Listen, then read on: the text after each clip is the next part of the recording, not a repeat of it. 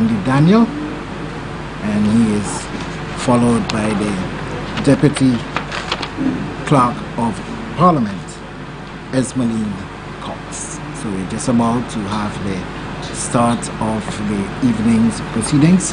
Can let you know that following the reply by the Leader of the Opposition and the Parliamentary Representative for Castries East, the Honourable Philip J. Pierre, there was a vote and it was approved for the extension to his speaking allocation, but he did not really go into it and finished just about the hour's time that he was allocated, and then he was followed by the Parliamentary Representative. Honourable members, please be reminded that the question before this Honourable House is that the Appropriation 2019-2020 bill be read a second time. Member for Vieux-Fort North.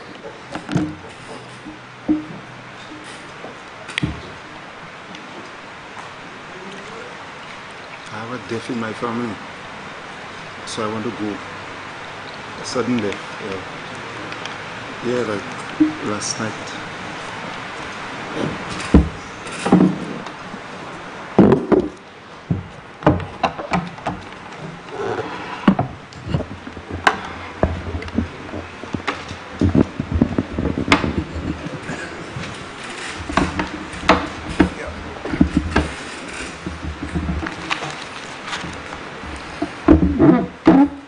Thank you very much, Mr. Speaker. Mr. Speaker, I rise to make my contribution to this 2019 budget presentation by the Prime Minister. And I am thankful to God that I am able once again to represent the people of Vieux-Fort North in this House. But before I begin, Mr. Speaker, I just want to say that it is a very trying and difficult time for me and my people in Vieux-Fort North. For death, we know, Mr. Speaker, must come and will come. However, over the last few weeks, Mr. Speaker, we have had many sudden deaths within such a short space of time. And it has not been like this in a very long time, Mr. Speaker, some of them hitting really close to home. And I wish just this time to ask you to allow me, Mr. Speaker, to say to my people of Vieux-Fort North to be strong, remain close as we are in Vieux-Fort North, and hold each other in even stronger embrace. Mr. Speaker, je vais présenter au soir, mais il est difficile pour moi aujourd'hui parce que ces jours qui passent en Vieux-Fort North, nous avons un chat ici, Mr. Speaker. Même hier soir, même après famille, moi, Mr. Speaker, on est allé à l'hôpital qui est passé avec, qui est difficile pour moi. But Mr. Speaker, despite the emotional pain, I stand to place on record my views on the budget presentation by the Prime Minister. A presentation, Mr. Speaker, which will be informed by the experiences of our people. Our people from Vieux-Fort North who try to access health care.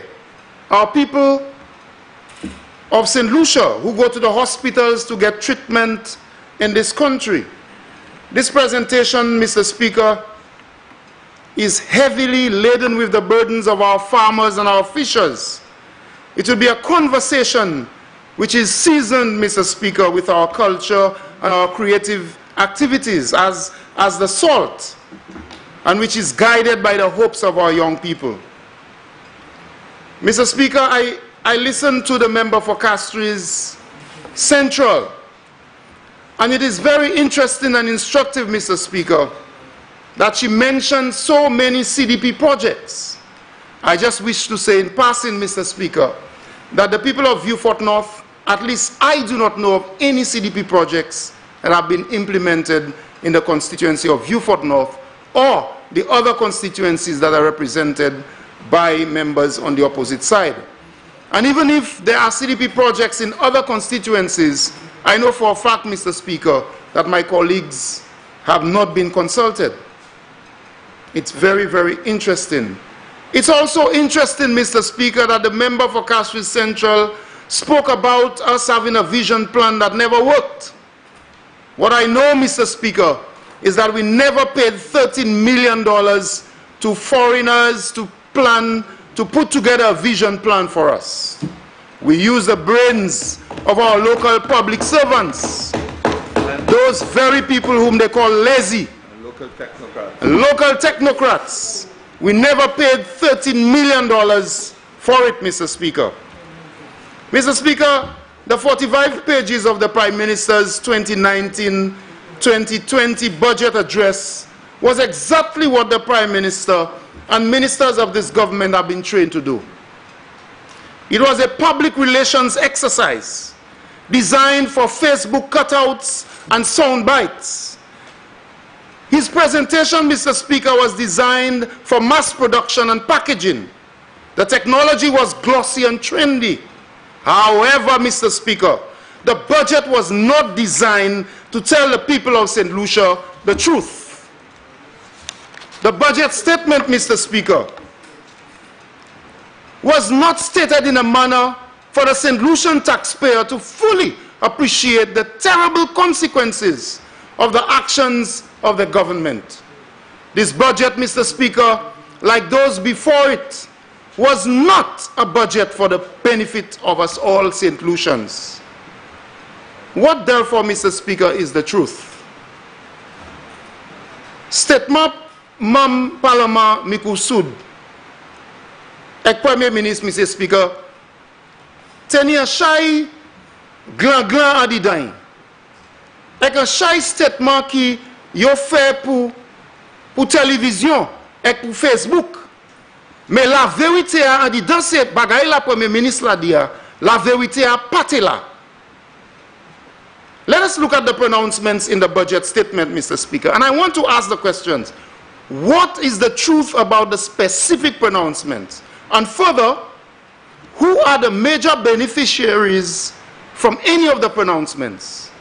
Parce à chaque bagaille Premier Ministre l'a dit, nous ne pouvons pas dire qui ça qui la vérité. Est-ce que ça dit c'est la vérité? Avec qui est-ce qui a bénéficié en ça Premier Ministre l'a dit? All of this budget debate, Mr. Speaker, all of the pronouncements of the Prime Minister, all of the misinformation and deliberate misdirection, all of the deliberate distractions of this government can be put into a nutshell. They can be put into the exact shape of the most recent revelations regarding activities of the government, Mr. Speaker. And you know, in all of that, who's paying for it, Mr. Speaker? We pay. We, all of us pay for it. We pay for it, Mr. Speaker. The character of the so-called scandals that we pay for show the apparent connections of the government to activities that all of us are paying. We are paying. This, Mr. Speaker, is clearly the nutshell and the signature of this government. What is the truth then, Mr. Speaker? Of course, this is the government of the people and by the people. And this government of the people, Mr. Speaker, continues to operate and function in the shadows and in the dark alleys of governance. You don't know what is happening in the government, Mr. Speaker. The government of the people, by the people. The people don't know what's happening in this government. They're operating in the shadows, and everything that happens, you get to know, and St. Lucians are shocked. Every other day, St. Lucians are shocked because they are realizing every week that the government, their government, continues to operate in dark alleys and the shadows of governance, Mr. Speaker. They are looking at situations, Mr. Speaker, where the government is negotiating with public servants. Representatives of the government look the representatives of the public servants across the aisle during the day, in the daylight. But, Mr. Speaker, in the endless openness of cyberspace, these very people are calling the very public servants lazy and untitled. This government is operating in the dark shadows of governance, Mr. Speaker. Me an gade l'histoire budget address Premier Minister. Let us look at the history. And when I said earlier, Mr. Speaker, that the Prime Minister presented a very glossy, a very Facebook-produced budget presentation, I will show you, Mr. Speaker. So on page 13 of the 2017 budget address, the Prime Minister promised, number 1, Fairmont in Sabwisha, Choiseul. Number 2, the Redwood Beach, Hilton. Number 3, Honeymoon Bay at Canals. If we go to the 2018 budget address on page 17, Fairmont in Sabwisha changed to Fairmont in Choiseul will commence in the second quarter. That is his presentation of 2018 on page 17. The Redwood Beach, Hilton, Honeymoon Bay, Mr. Speaker, in 2018, page 17, changed to Dreams and Secrets. Honeymoon, Dreams and Secrets. In 2018, Mr. Speaker, on page 17, the range started to disappear. Then the Prime Minister introduced Sandals Lassos. The range became out of range, as a colleague just said. He also, in 2018, spoke about the Pearl of the Caribbean. In 2019, Mr. Speaker, on page 10 and pages 10 and 11, the Fairmont, which was announced in 2017 on page 13, and in the budget address on page 17 in 2018, in 2019, page 10, Fairmont groundbreaking. On page 10 again, the Honeymoon will break ground shortly after the EIA is done. And EIA environmental impact assessment is 95% complete. I'm so happy, Mr. Speaker, that the Prime Minister speaks of environmental impact assessment. I didn't hear him speak of environmental impact assessment for DSH, but for Honeymoon, he speaks about environmental impact assessment. The range story is still unfolding, and I am sure I have colleagues who are better prepared to deal with that, Mr. Speaker. And then the 7 major hotels. I recall sometime between 2006 and 2011, Mr. Speaker, Ministry of Tourism, which was then headed by the gentleman who is the Prime Minister today, also proposed 7 hotels. So there is something about 7 major hotels. And then the DSH race, which was promised for February of this year, Mr. Speaker, will be in December. And there will be a polo field, equestrian field, all kinds of fields. So, Mr. Speaker, Samuel Kadia say, mwen za mou chwe ki bije Premier Ministre la, en 2017, 2018, et 2019, ka mou chwe même se bagay la, avec Ivini la Nesala, ka di même se bagay la encore. Comme mwen za di avant, Mr. Speaker, ça c'est parole vanta, en qualité manière kouenad ka fe moun. So, which is the truth, Mr. Speaker? I want you, Mr. Speaker, to ask the Prime Minister for me, which of his utterances here is the truth? Which one can you really believe?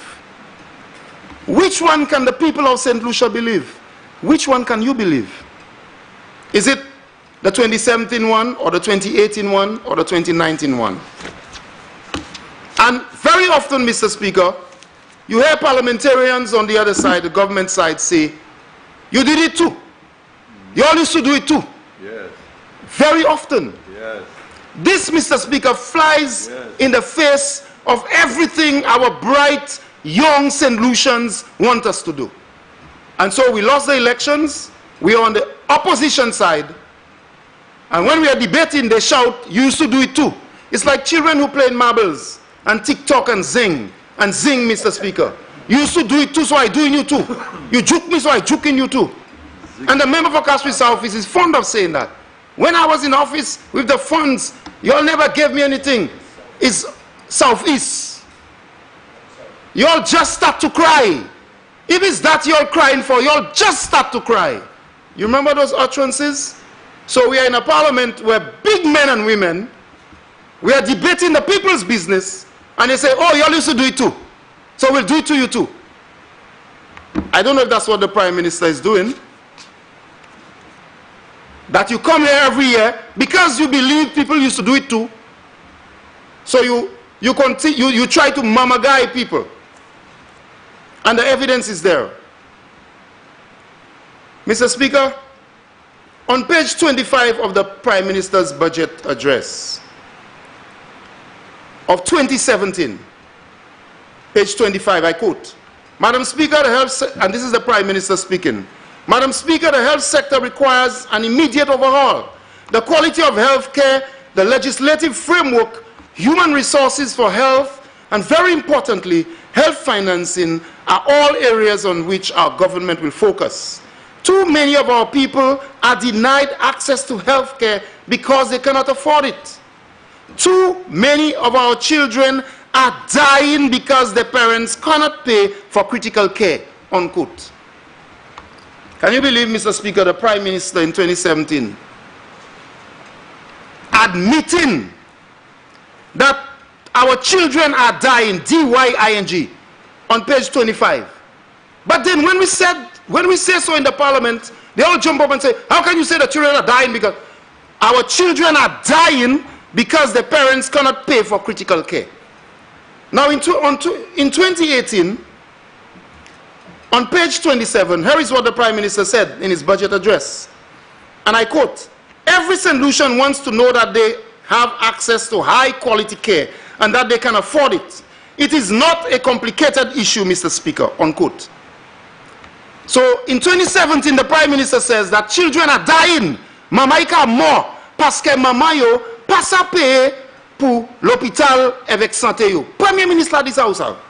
Mais in 2018, Lockland even it is not a complicated issue. So that's a papi show thing. We can deal with that. It's not a complicated issue, Mr. Speaker. In 2019, on page 13, here is what the Prime Minister says, and I quote, I appreciate that it has taken longer than desirable, unquote. So you see the development, Mr. Speaker. People are dying, he admits it. And so when the doctors indicated that people are dying, the Prime Minister in 2017 also agreed with the doctors. Mr. Speaker, let us look at what the Department of Health and Wellness has prioritized. They said they are going to pursue the design and implementation of a national health insurance. They said they are going to strengthen primary and public health care to ensure that every child gets their full vaccines, increase effectiveness of prevention of NCDs, increase our attack on mosquito-borne diseases, quality assurance, and so forth and so forth. Full commissioning of the national hospitals in new locations. In new locations. So what was urgent in 2017, people are dying, has now become commissioning of national hospitals in new locations. That's in the Prime Minister's speech, you know, Mr. Speaker. Because bagay sate sa, c'est pas bagay qui brise vitesse encore. À présent, yon ka parler pour faire l'hôpital en place qui neuf. So, after all of the denials, Mr. Speaker, when we said that we were hearing rumors that the mental wellness center will be repurposed or closed and recommissioned, they denied it. But right now, we are hearing that the mental wellness center will be recommissioned. No explanation so far. No explanation on what will happen to our mentally challenged patients. There was a rumor, Mr. Speaker, and let me not say rumor, it has been reported that the government intends to return most of these patients to the communities. And they said they will design programs in the communities to assist the families to take care of the mental patients. Is this true? The obvious questions, Mr. Speaker. Some Kadia say, nous attendons que gouvernement kay ferme mental wellness center ko moun ki ni problème avec cerveau yo ka joine traitement yo kay ferme ek yo kay vie faire l'autre bagay là yo kay mettre couche là yo kay ni oncology unit là by cancer. The problem is, est-ce que le gouvernement a expliqué par moun qui ça qui a fait avec ces gens qui ont difficulté en cerveau?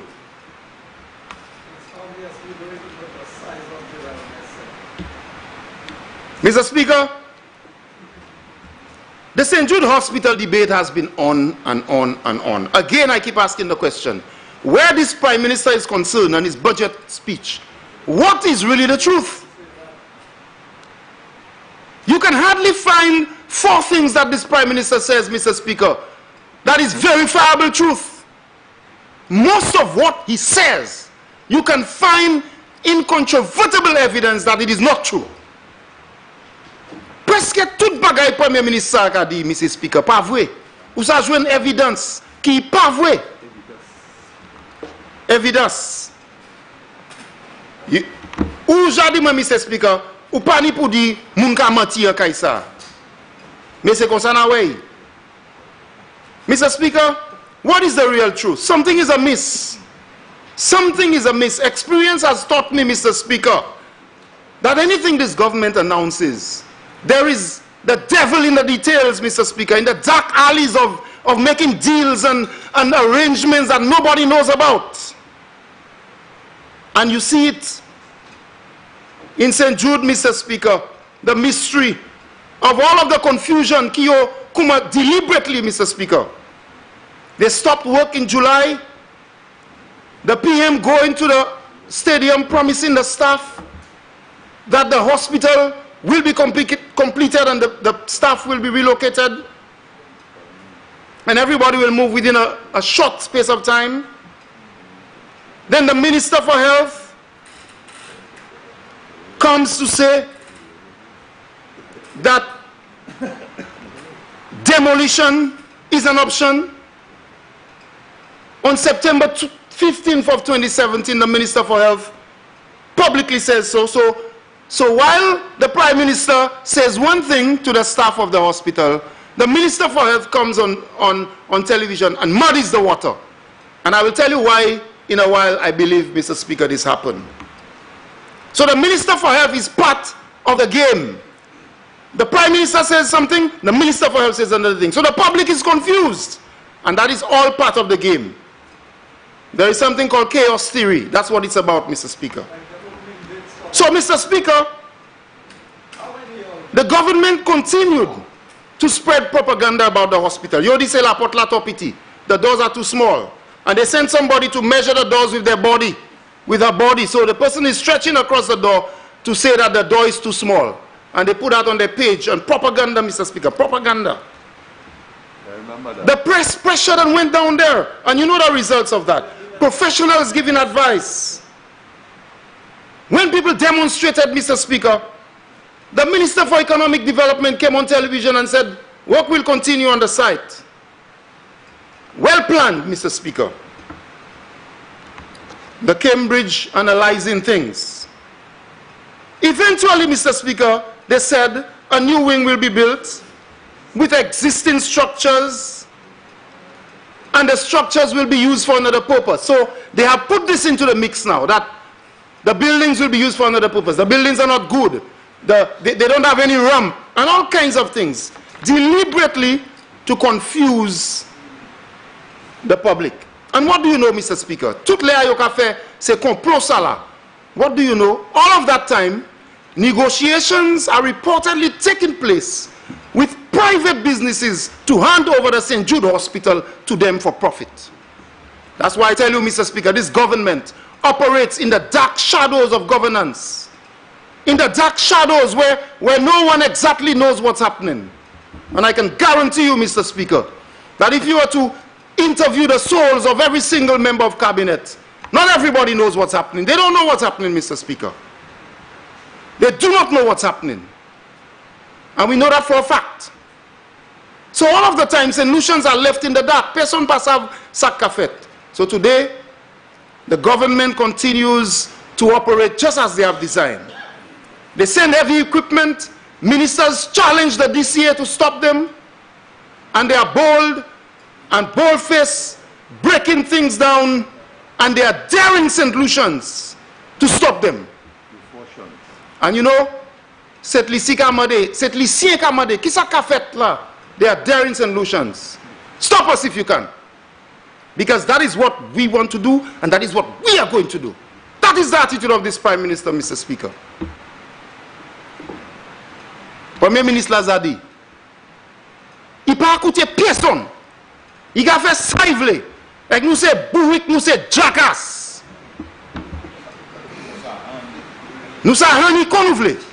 So, Mr. Speaker, they send heavy equipment to the site, challenging the authorities to stop them, and rubbing it in the faces of the people. So what is the truth? On page 16 today, in his address, the Prime Minister said, and I quote, "The technical audit highlighted significant expenditure over and above the original project cost, yet the project remained over 50% incomplete," unquote. What does that mean, Mr. Speaker? Again, I tell you, Mr. Speaker, the speech is well crafted to confuse you, to mamaga you, to spin you. Look at the language, Mr. Speaker. Look at the language. And although we all make mistakes, Mr. Speaker, I'm a trained teacher and I was a school principal for many years. Listen to the language, Mr. Speaker. Yet the project remained over 50% incomplete. The Prime Minister didn't tell you it's 10% complete or 20% complete or 30% complete. He confuses you by telling you the project remained over 50% incomplete. What does that mean? What exactly does that mean? 50% incomplete? So is it 30% complete or 12% complete? That's meant to fool you. That's meant to twist your mind. But I am passing me, Mr. Speaker. What does that mean? What does it mean? So, they have designed a strategy of confusion. So, Mr. Speaker, they have now come up with a new wing to incorporate, they say, the functions and services of the existing East Wing and the Surgical Wing. Integration through retrofitting. And listen to the other one. Revision of the internal layout buildings to be integrated for functional efficacy and compliance to minimum standards. What does that really mean, Mr. Speaker? What does it really mean? It is not my duty to break it down. It is a deliberate attempt by this government to confuse you. So no one has seen any plans. There's been no discussions with nothing to the public. Endless bulldozers. They left a little building and they have you ever seen this? This must be some kind of omen. All around the building they're digging, and there's this little building. It's as if to rub it in the faces of the people. They're going all around this building, digging, bulldozing, and there's this little building like an omen. Like an omen. So we left the garbage there so you can see. It's built on the garbage. So Mr. Speaker, they left it there, digging all around. And listen to this. Listen to this. The completion date is 2021. And you know why 2021? The Minister for Economic Development told us why on June 5th. On June 5th, 2018, the Minister for Economic Development told us why. He said on What Makes Me Mad that St. Jude is tied to the next election. So it's not about the sick people, Mr. Speaker. And the evidence is there. It's about elections. So let the people suffer. Let the people suffer and it's about elections. That's what it's about. On page 17, Mr. Speaker, the Prime Minister says, and I quote, "Immense gratitude for the patience and understanding of the management of St. Jude Hospital," unquote. Gratitude, Mr. Speaker? Does this Prime Minister know in this context what gratitude really means when it comes to the staff of St. Jude and the patients of St. Jude and the doctors of St. Jude? Let me tell you what gratitude means for this government. Where St. Jude is concerned, where St. Jude is concerned, gratitude meant for this government removing material on the roof while doctors are complaining that they are sick, while skin lesions are obvious, while patients are saying that whatever work they are doing on the roof of this hospital is causing their children to be sick more than usual. And no matter what anybody said, this government continued removing the roof. And now the Prime Minister comes to talk about gratitude. Where will this Prime Minister be in many years to come when some of those doctors and patients may have lesions in their lungs? He's not going to be there to say gratitude, Mr. Speaker. So don't come and talk about gratitude. He's barely saying, he content se docteur se nos la wete St. Jude. Ek pon tout se, le yote ka tiye, feta yi ka St. Jude, ek kome la poussière, ek docteur ka hele, moun ka emergency room, he content ça. So you ka remercier yo, pour souffrance lan yo pon. That's not gratitude, Mr. Speaker. Gratitude? Up to last week, Mr. Speaker, patients seeking care, up to many days ago, couldn't find an x-ray machine, they had to go elsewhere. And the medical doctors continued to say that people are dying because of deteriorating conditions. Moun ka mort parce que conditions ka vin plus en plus mauvais. Le gouvernement sa parle about gratitude. Now, Mr. Speaker, what is the real truth? Why all of this delay? Is it true, Mr. Speaker? Are there people who were promised the OKEU without tender, who may partner with a local person to open a medical university?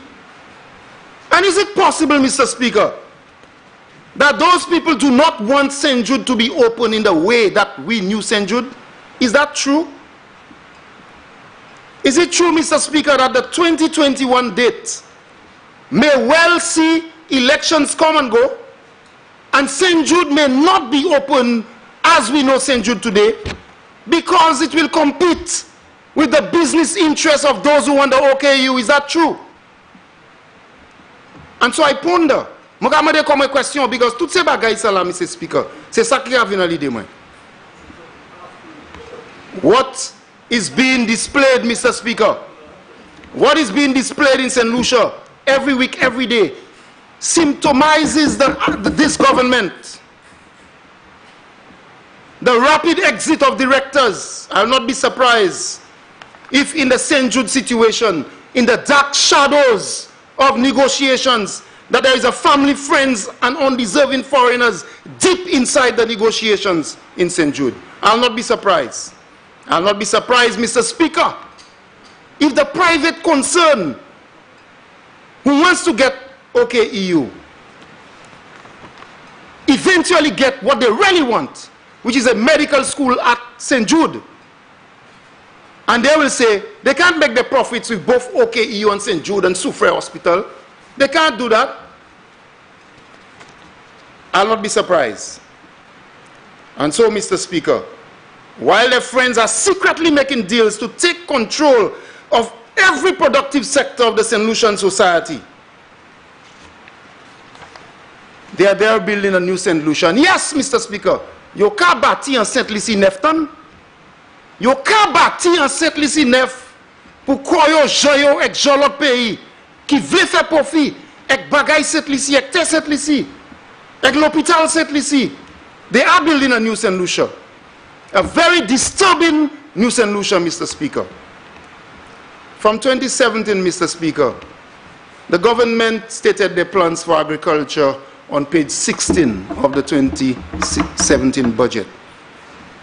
The government said,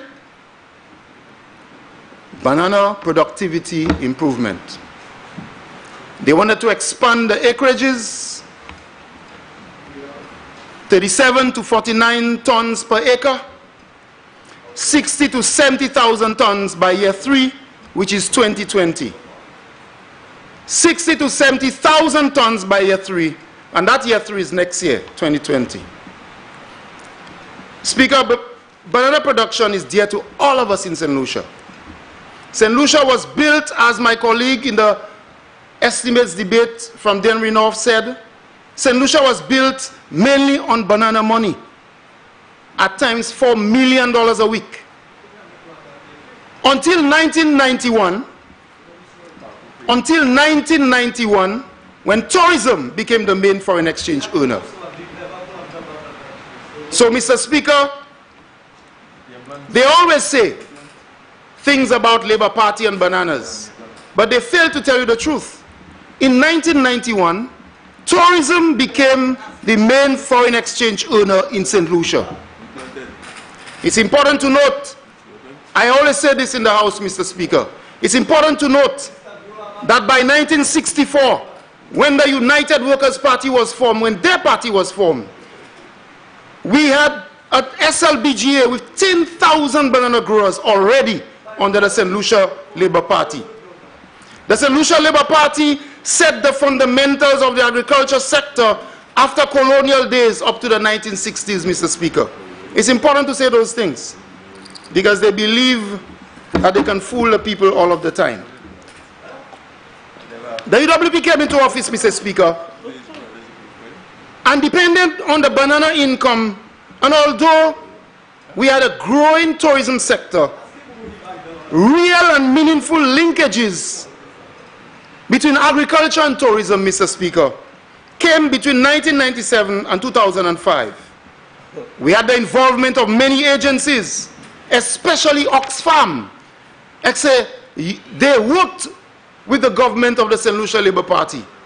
And all of the records are there to see real integration of tourism and agriculture. Before that, it was mainly bananas. We had some cocoa and some other coconuts and so on to get bananas, but it was mainly bananas.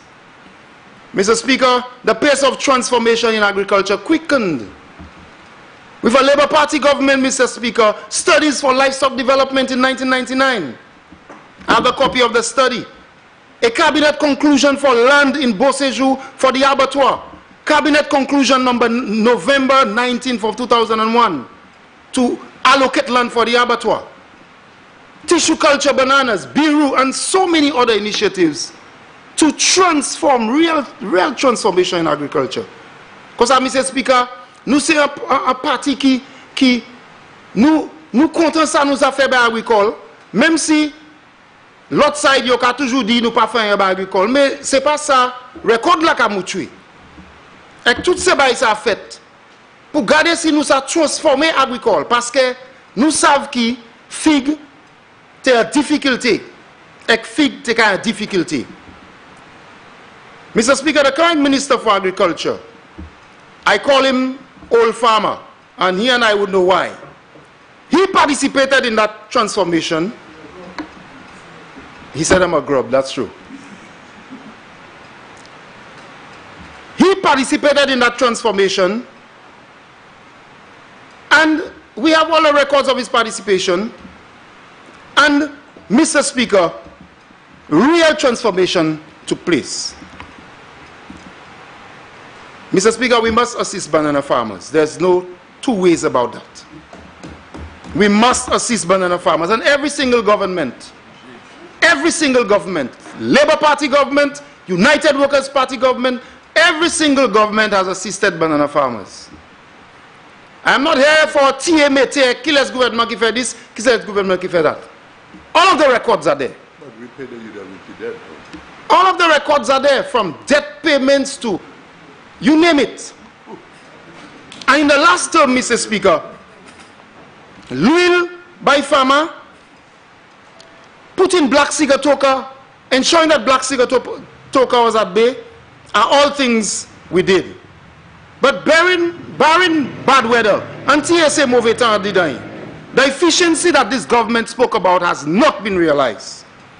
Mr. Speaker, the last time we were here, when the member for Babuno and Minister for Agriculture spoke, and he said about acreages, the increase in acreages of bananas and so on, you can hear them thumping the desk, Mr. Speaker.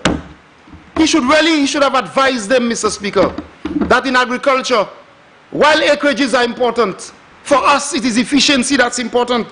So you can go and plant bananas all over St. Lucia, Mr. Speaker, and don't achieve the 20 tons per acre. You really have to think again. You have to look at your strategies again. So they are banging on the desk. They don't really know what they're banging for, Mr. Speaker.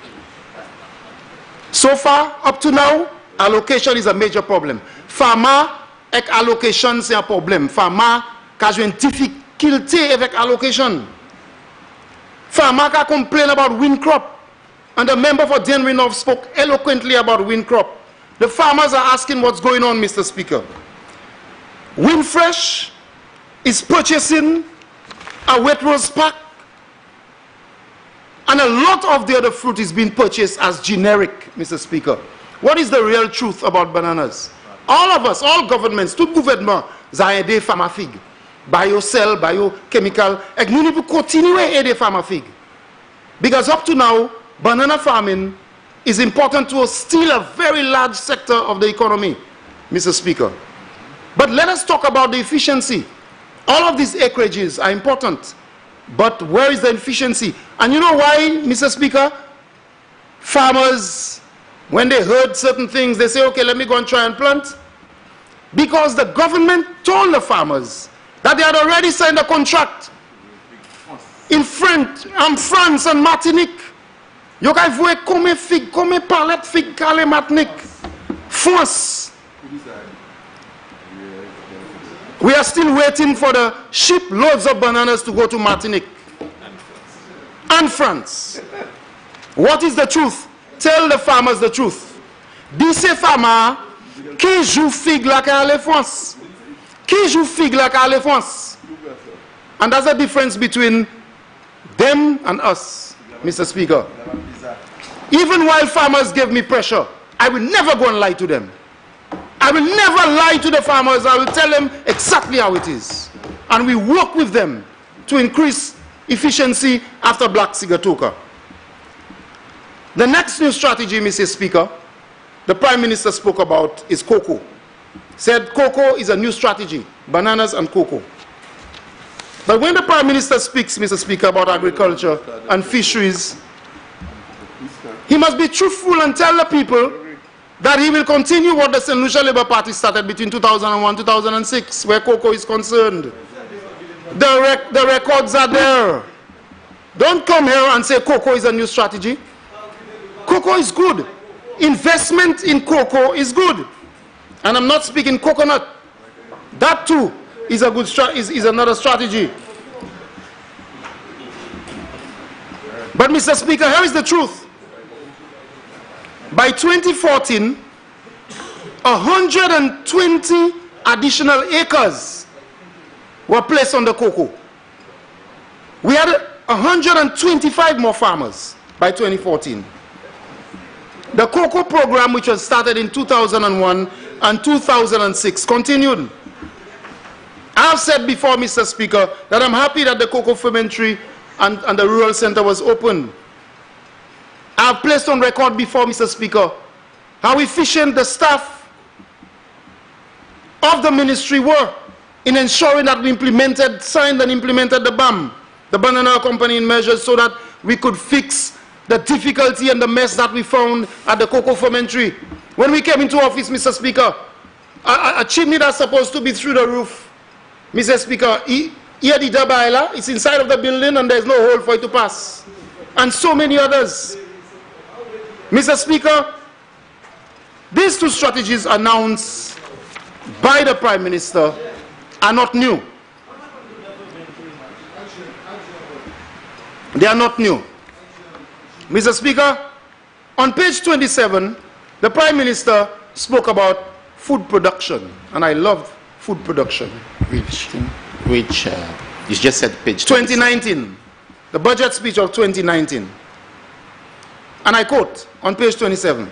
In terms of food production, there are opportunities for high-yielding, high-value crops and non-traditional technologies like aquaponics, hydroponics, development of agro-processing in plantains and coconut water, and increased meat, poultry, and egg production to meet the expected demand of a growing tourism sector, unquote.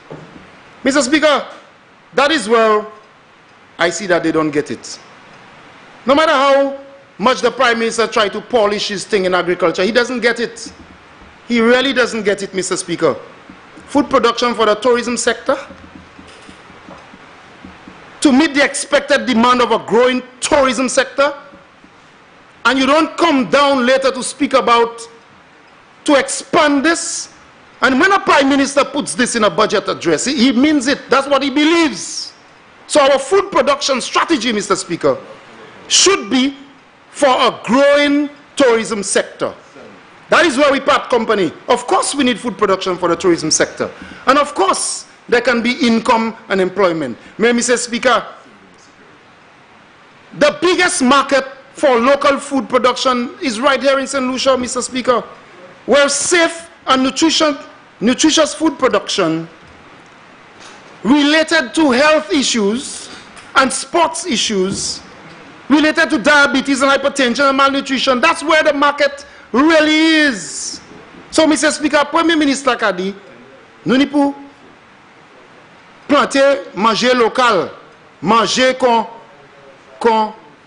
banane, planter coco pour glo coco, zé, parce que ça y a dit assez, plus touristes qui veulent ces bagages ça là, qu'on ça en produit, ça me a dit touristes, oui, on peut manger local, mais plus gros, ça qui est plus important, simple ici, c'est pour nous changer la stratégie nous, pour faire manger local, by Jean cette ici, parce que nous avons un chat manger en cette ici, avec un chat c'est manger ça, qu'a aider à améliorer malade qui en cette ici. So, Mr. Speaker, there is a multi-million-dollar opportunity for us to work collaboratively across ministries, Ministry for Health, Ministry for Sports, and the private sector to save our country and to create employment. So through you,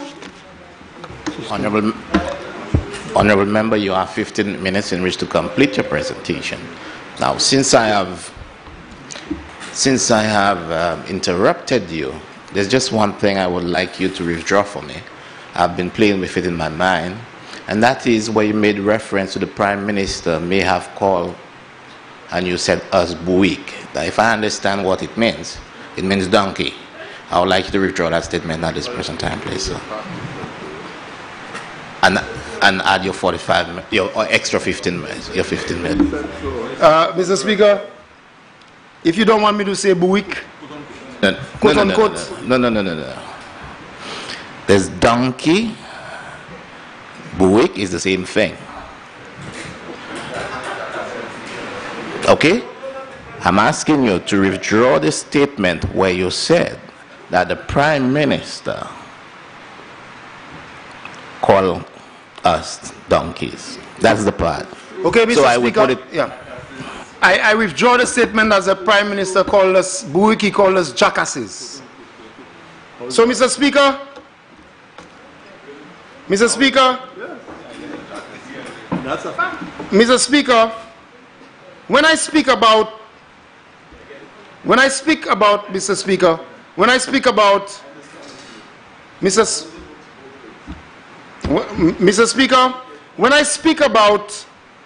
food production and local food production, I am referring to food production, nutritious food, local food production that targets our local markets. And I speak so, Mr. Speaker, because we were there, Mr. Speaker. Honorable Prime Minister, Leader of the Opposition, and Prime Minister, let's not. We've had one. Honorable members, Leader of the Opposition, Prime Minister.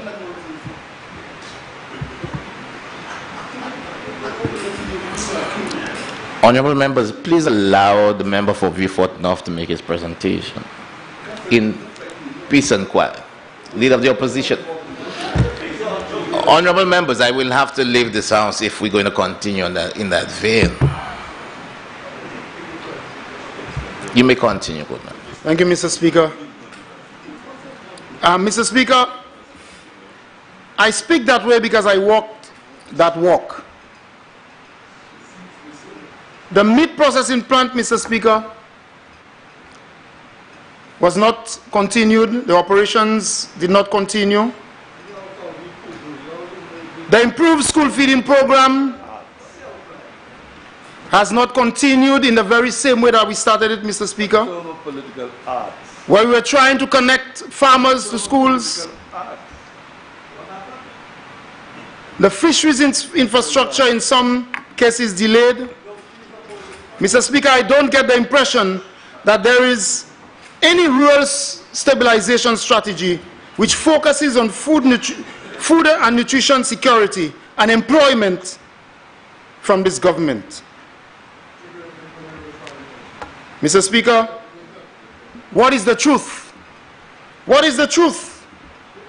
I want, Mr. Speaker, the member for Babuno to explain the progress in aquaculture, the progress in the floral cooperative, the honey production, fisheries infrastructure, and so on, Mr. Speaker. Mr. Speaker, when we indicated that coffee was something we were encouraging farmers to grow locally, he laughed, and they're still laughing at that.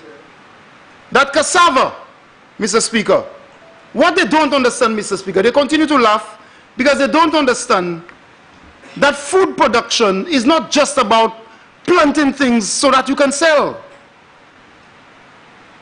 There was one time St. Lucia was rich in all kinds of things, Mr. Speaker. We speak about livelihoods within the rural areas. There were people, Mr. Speaker, who produced coffee, local coffee, with their debelware and so on. But they laugh at those things. They laugh at those things. What has happened to the land bank?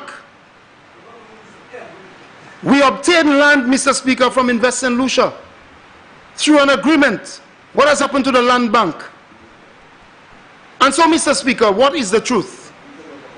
And I say all the time, Mr. Speaker, that the Minister for Agriculture and I are not in any fight. We're not in any fight. I'm not in any fight with this government over agriculture. The record speaks for itself. But we must be in a fight to ensure that our rural areas, that we resuscitate the rural areas. And I don't see this government doing this in the agricultural policy. Mr. Speaker, April, I didn't hear the Prime Minister mention it, but I would like to place on record my appreciation for the youth of my constituency and my appreciation for youth in general. Mr. Speaker, April is Youth Month. April is Youth Month. And I want to congratulate every young St. Lucian here in St. Lucia and all young St. Lucians who are listening to us or watching us. I want to wish all St. Lucians a happy, productive, and active Youth Month. Mr. Speaker, youth must continue to be at the center of our planning and implementation. In the budget estimates, I see the National Lotteries Authority budgeted for 7 more youth positions funded by the NLA. Of course, I believe that can be many more, Mr. Speaker. Out of the $30 or $32 million which has been budgeted for design of playing fields, Mr. Speaker, certainly the young people can get a bigger chunk out of it. Mr. Speaker, I congratulate the youth of Grace, Piero, Vijay Kako, and Bellevue. It is your month. All of what you do in the constituency, business, culture, sports, your contributions in the churches. Young people of Beaufort North and St. Lucia, congratulations and I praise you. The National Arts Festival, Mr. Speaker, this year will take place in our constituency of Beaufort North. I see this government now has reversed. You got backpedal, Mr. Speaker, because I see small community jazz activities being announced again. I thought all jazz and so on were in only one place, but this year I see they had no choice but to go back to the original ideas. Jazz in Labrie and so on. They are backpedaling, Mr. Speaker, because they see the benefits of the Labour Party policy where that is concerned. Mr. Speaker, jazz, you have here many jazz and city come in now. Ça c'est un bail Labour te ka fait. Et que te tout boutli. Et you ka we a besoin, ça Labour Party te ka fait, c'est un bagay qui te bon. Mr. Speaker, we need to pay more attention to the artists. The Prime Minister said in his budget speech that there will be 2 recording studios. One will be built in Castries, one will be built in Dennery. No details were provided, but we need to provide assistance because a lot of us say things and do things, politicians. But, Mr. Speaker, the people who give us the most visibility, not only us in the Caribbean, in the world, are cultural people and sports people. Look at Rihanna, Mr. Speaker. Politicians do it for the wrong reasons. That's it. For the wrong reasons. Notoriety.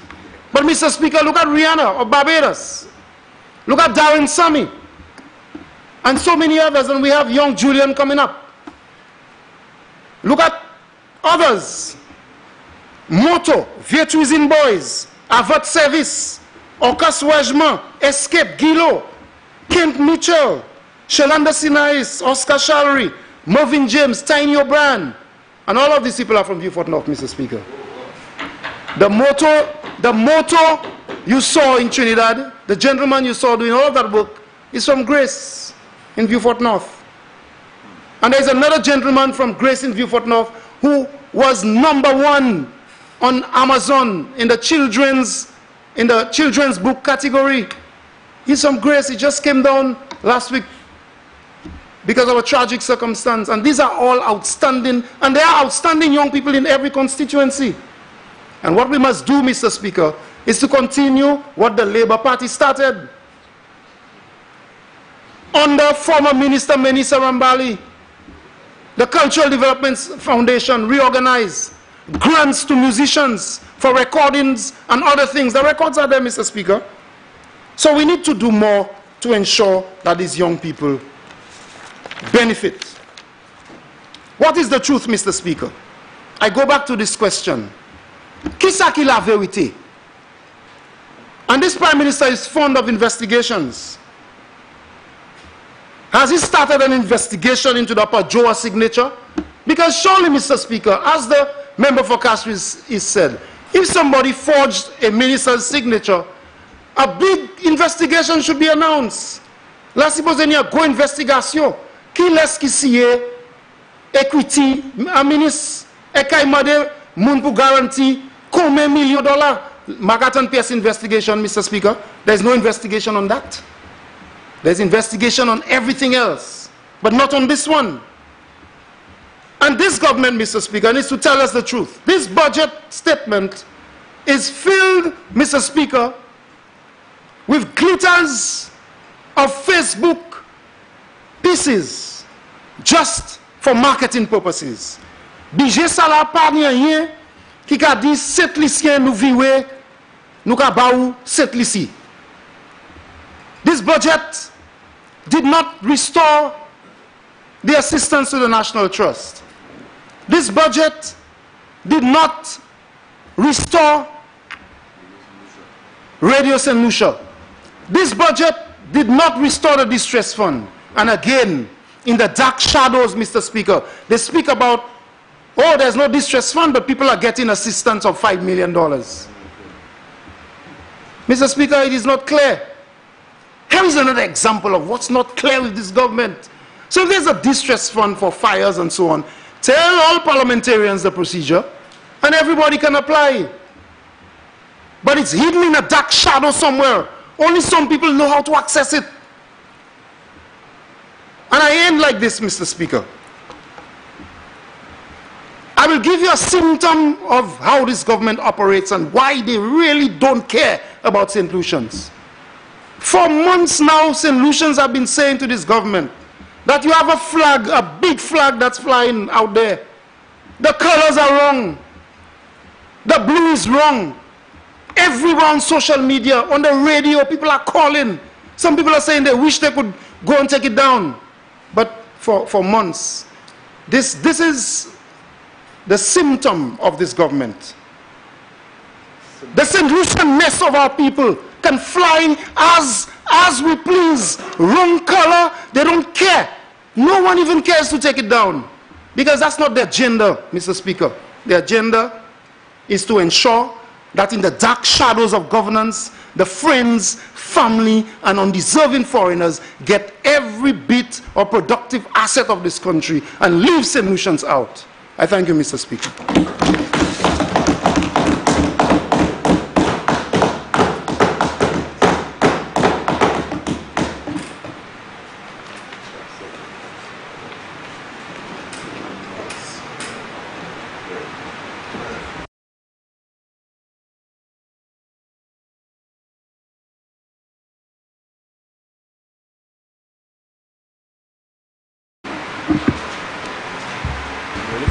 Minister for Tourism and Member for Ancillary Canneries.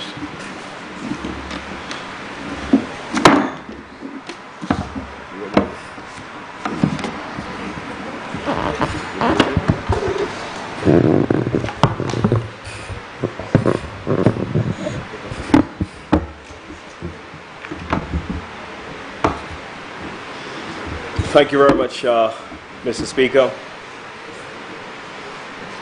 Mr. Speaker, I rise to give my support to this appropriation bill laid here in the Parliament by the Minister for Finance and Prime Minister. Mr. Speaker, I give my support to this bill for a number of reasons. Mr. Speaker, we see, first of all, an improvement in the fiscal situation of the country in the numbers presented before us. Mr. Speaker, when we look at the overall balance, we see that while it was projected at $163,915,129, we see it actualized a balance, Mr. Speaker, of $68,434,945, which means, Mr. Speaker, that there was a performance of $95 million better than expected in terms of the overall fiscal situation or the overall balance. Mr. Speaker, the second reason I support this appropriation bill is because, Mr. Speaker, the surplus, the current surplus, Mr. Speaker, stands healthily at $30,116,199, while a deficit of $64 million, Mr. Speaker, was projected. Here again, Mr. Speaker, a better performance than initially anticipated in these fiscal numbers. Mr. Speaker, the primary surplus also showed a very good sign of encouragement, Mr. Speaker, at $102,837,238, a primary surplus coming in. Mr. Speaker, there's also growth in the GDP numbers at 1.5%, Mr. Speaker, which follows a 3.3% in GDP growth in the year prior to that. Mr. Speaker, this would have replaced years of stagnation in the economy, Mr. Speaker, under the previous dispensation, Mr. Speaker, where the economy actually declined for a number of years, Mr. Speaker, and when there was growth, Mr. Speaker, it was 0.0 and there was a 0.5 somewhere within the term of the period. So returning to growth, Mr. Speaker, is an absolutely good thing.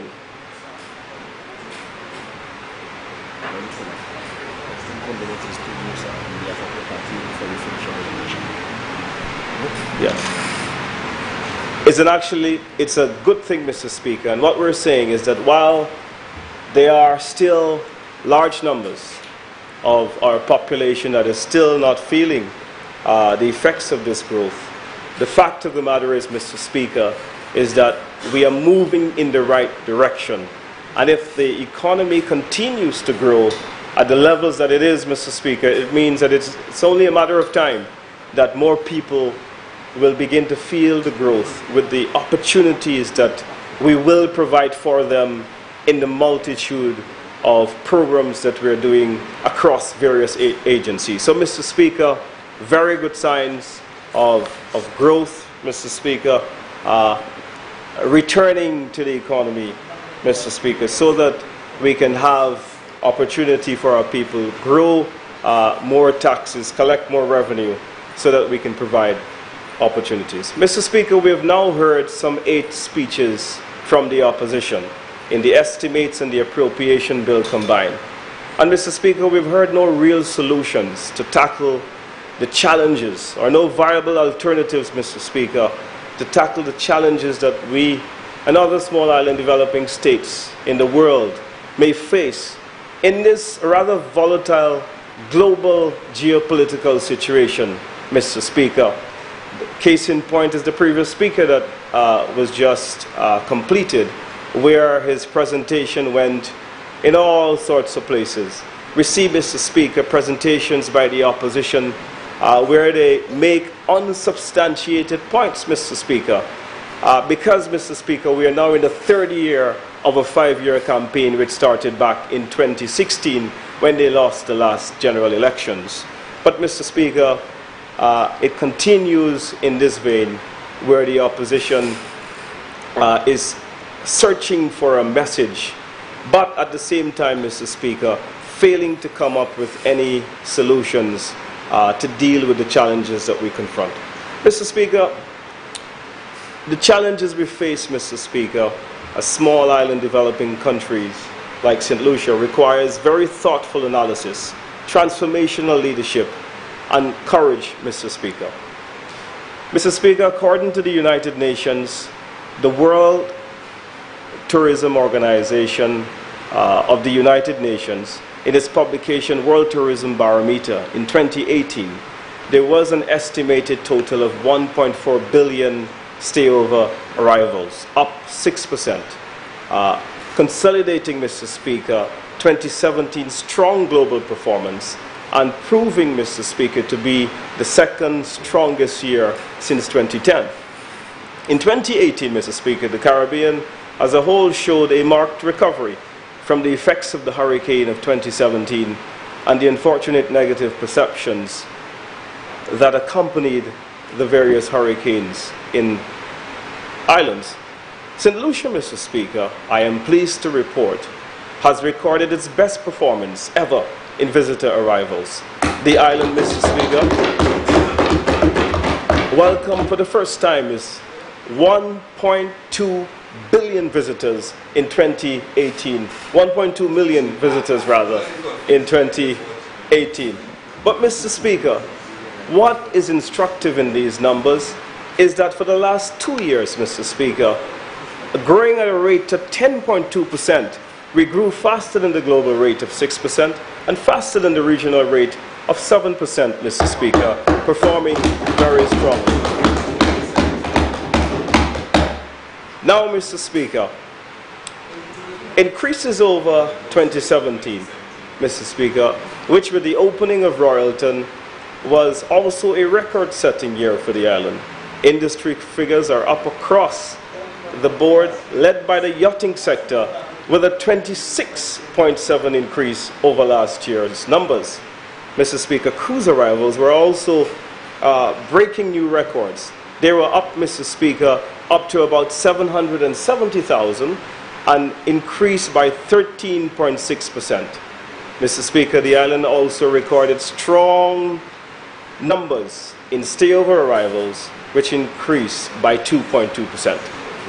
Mr. Speaker, we heard earlier a very unfortunate presentation from the leader of the opposition, which suggested, Mr. Speaker, that somehow in all source markets this year, we had actually experienced declines. That is actually so, Mr. Speaker.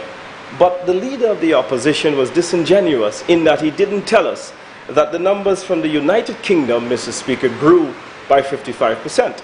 It meant, therefore, Mr. Speaker, that by a 55% growth... Honourable Member, Leader, what am I being interrupted on a for? point of order, the minister is misleading the House. I said that February 2019, there was a decrease in arrivals from all source markets except the United Kingdom because of cricket at Darrensham Stadium. That's what I said.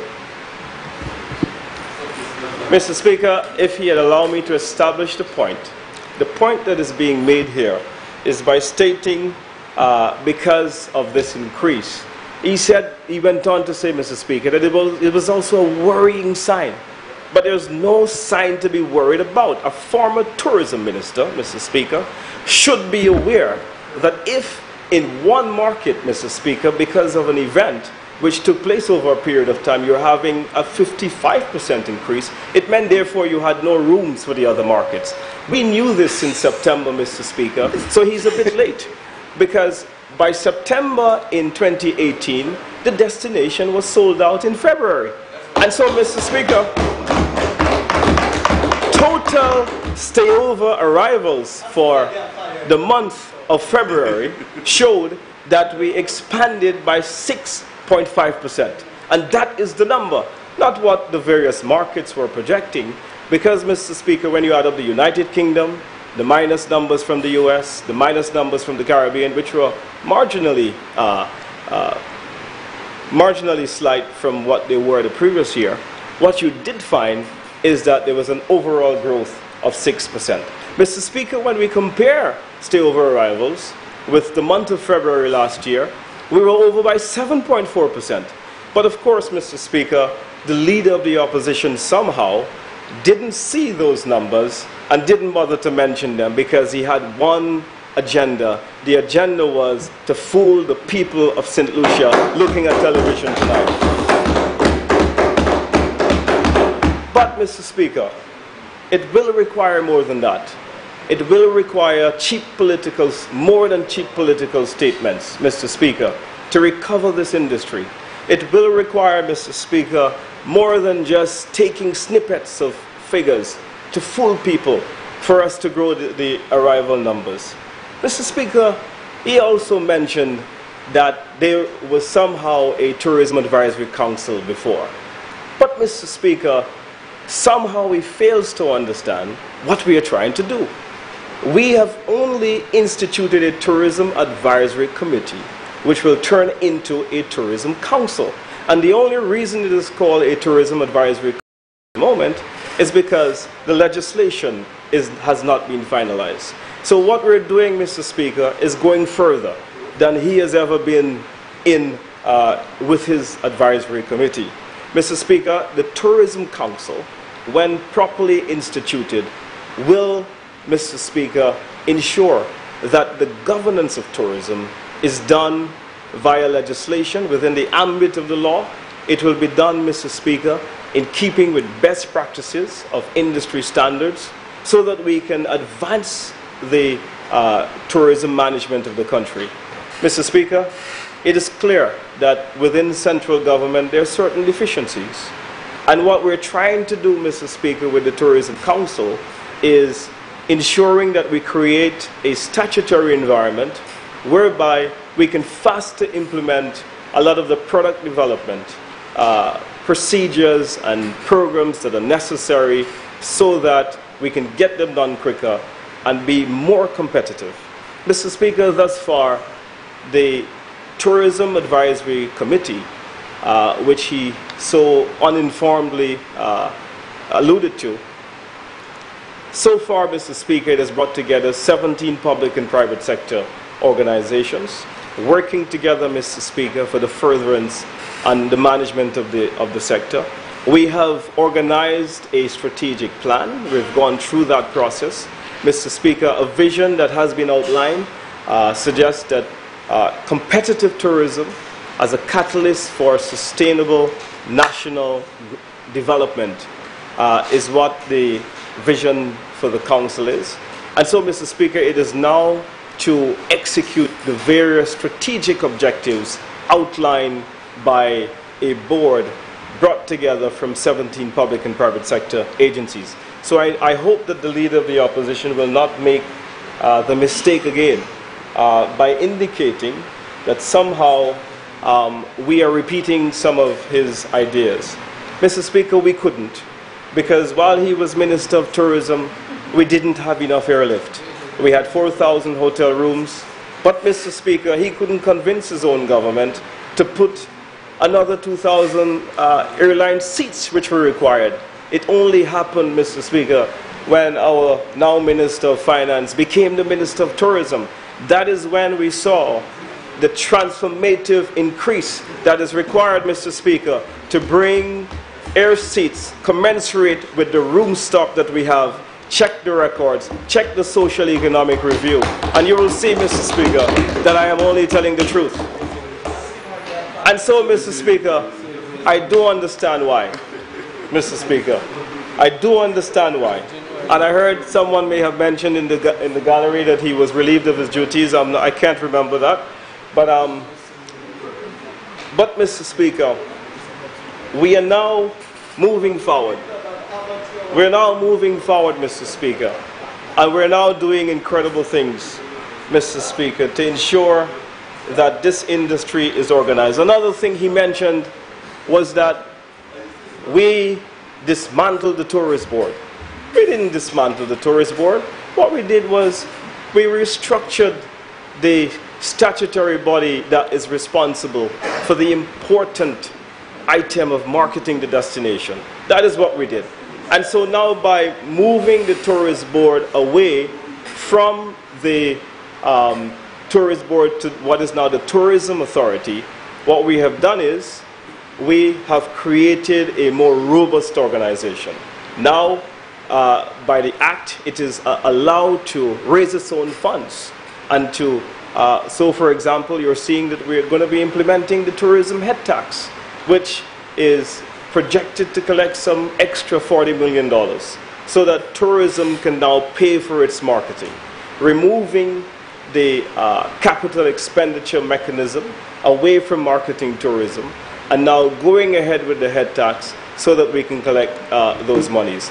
You were spending in the region of 14 million on a jazz festival, which brought about no visibility, no marketing results to the destination. You will look surprised because you didn't keep your pulse on what was happening. You didn't understand. And that's why you were happy to spend 14 million while the numbers were just very, very flat during the tenure of your dispensation.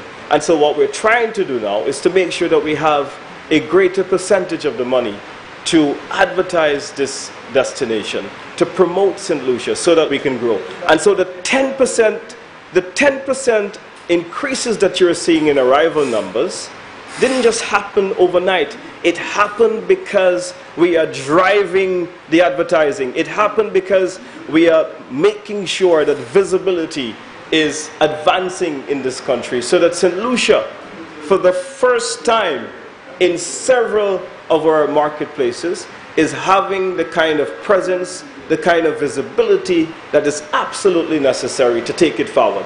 You go to Canada now, Mr. Speaker, and they will tell you, where have St. Lucia been, if not for the last 3 years? You go to a lot of our source markets, and you're seeing a lot more exposure, a lot more visibility, billboards and TV ads and social media, Mr. Speaker, ensuring that we drive this economy. So that's why you're seeing the tremendous improvement.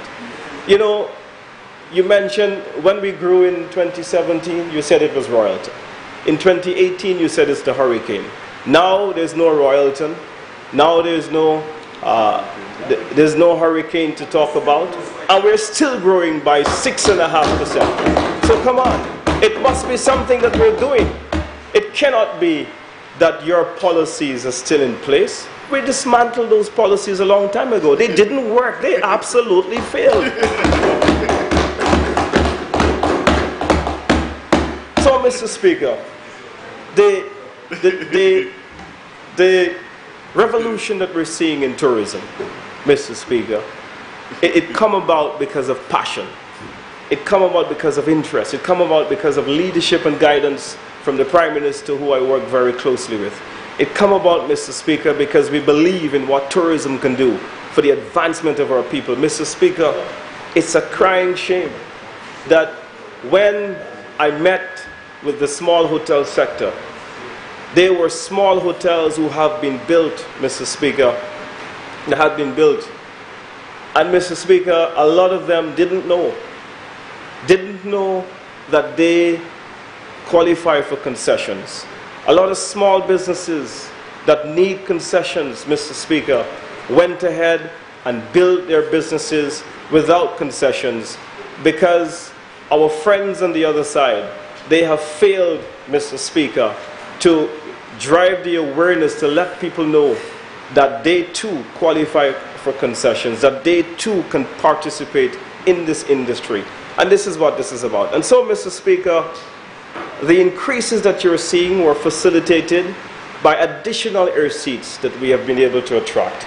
And Mr. Speaker, we had some 7,000 new seats added in the year 2018, just in the winter, with the additional American Airlines flights, Mr. Speaker, whereby we added an extra 7 American Airline flights on a weekly basis. Mr. Speaker, this came without any MRG, I am happy to say. But you know how it came, Mr. Speaker? It came because the airline had confidence in St. Lucia. It came because, Mr. Speaker, the airline saw that St. Lucia was seriously and finally, Mr. Speaker, taking the business of marketing, taking the business of driving its business, and working strategically as a partner with the airline. That's why it came. That's why the 6 came, Mr. Speaker. We didn't pay any MRG. Quite to the contrary, there were 2 MRGs on the books when we entered, and they were both with United Airlines. And those are the facts. And if I'm telling a lie, I give you my time to rebut me now. But you can't. And so, Mr. Speaker, significant investment by the St. Lucia Air and Seaports Authority in the berth expansion of point surfing in 2017.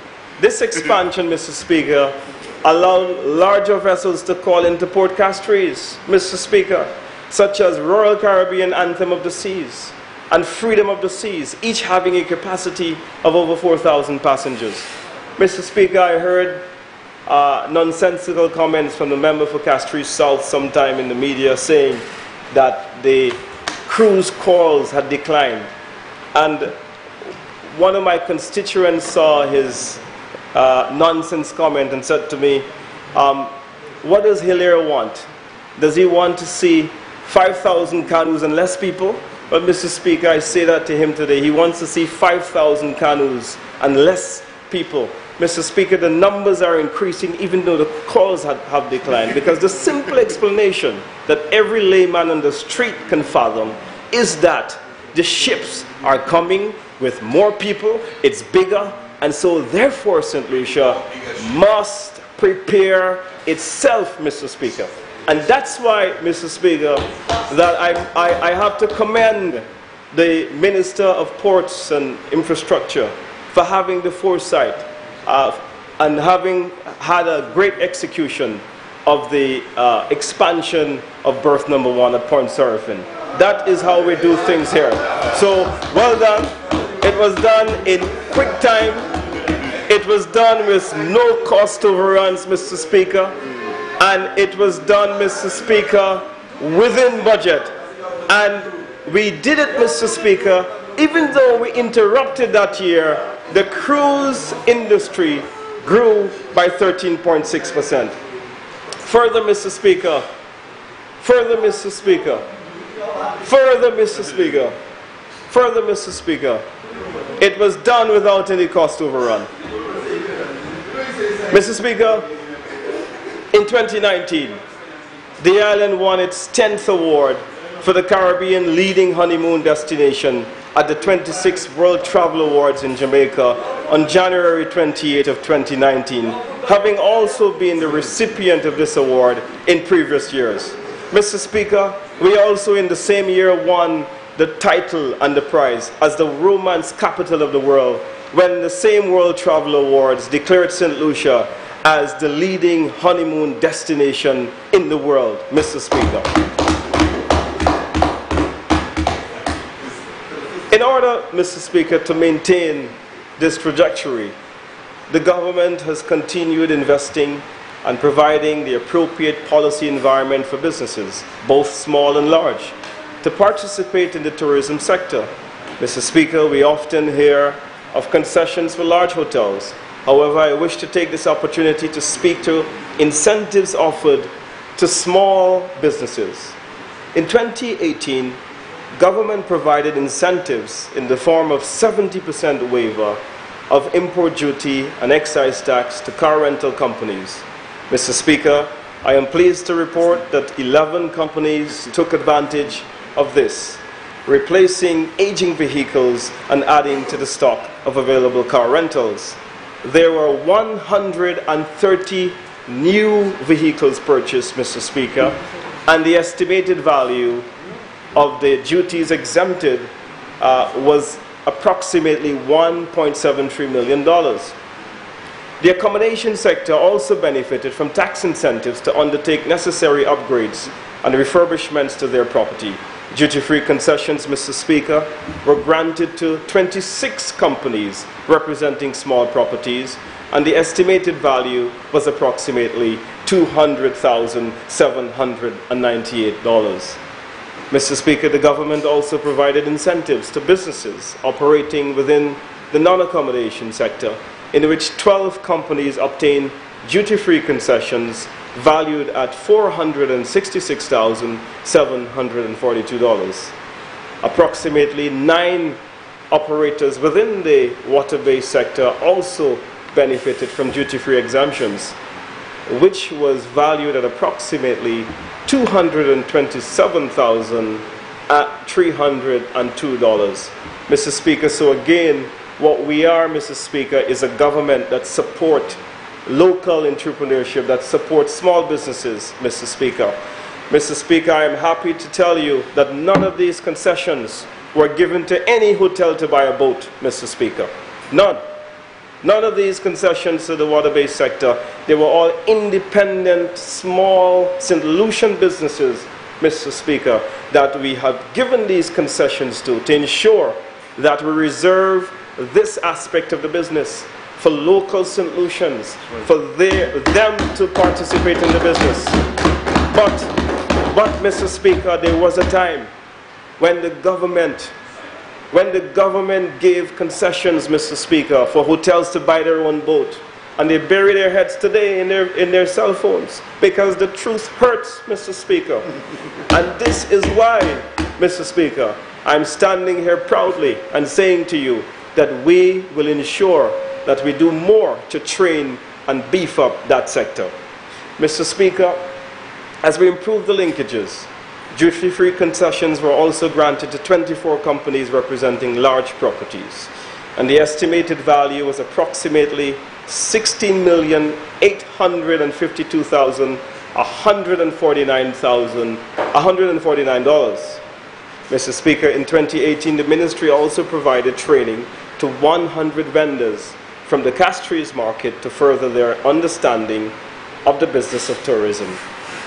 Mr. Speaker, the aim of this was to further their understanding of trends, types of tourists and their preferences, spending habits, and to look at the type of products, variety, authenticity presentation, display, packaging, labeling.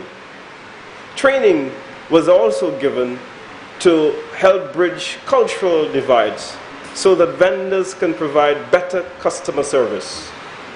By all accounts, these introductory workshops with the vendors were very successful, as substantiated by the reviews submitted by participants via evaluation forms.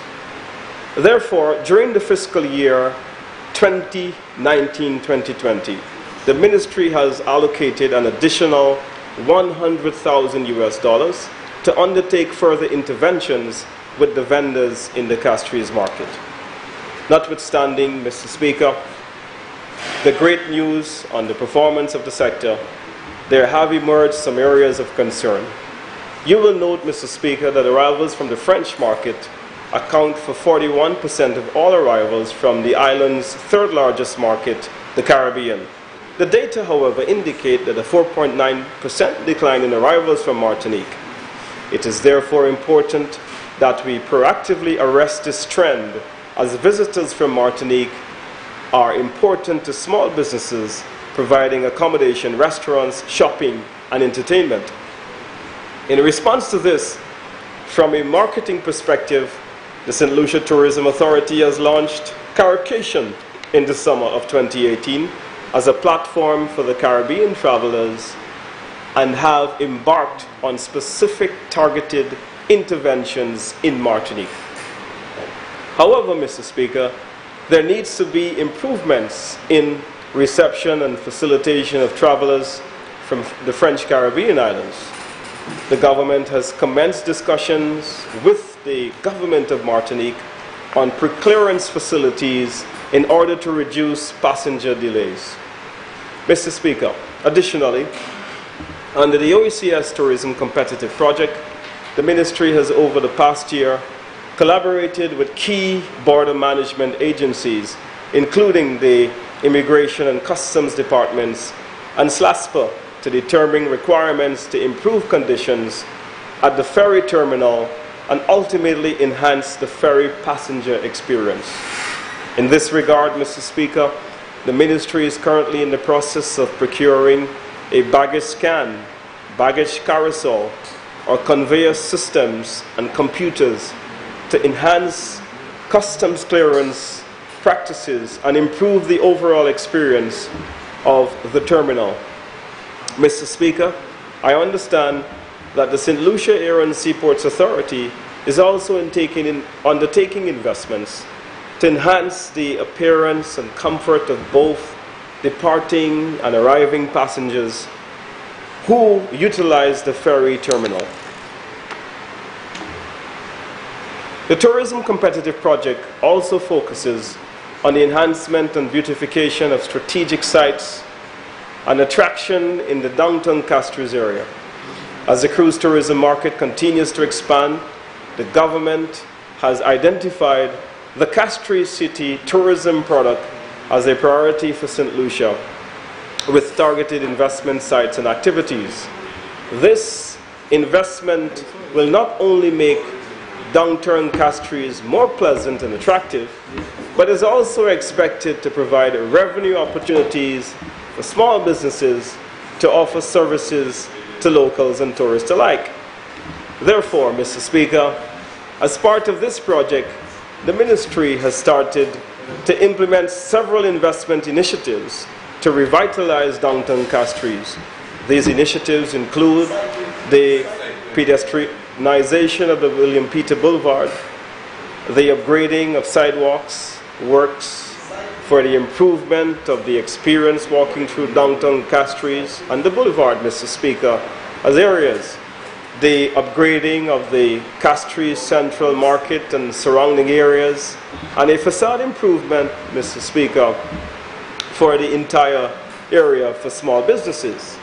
Mr. Speaker, I am pleased to announce that the contracts have been awarded for the designs, Mr. Speaker, to Talma Mills Designs for the pedestrianization of the boulevard and will be made available for public review upon completion.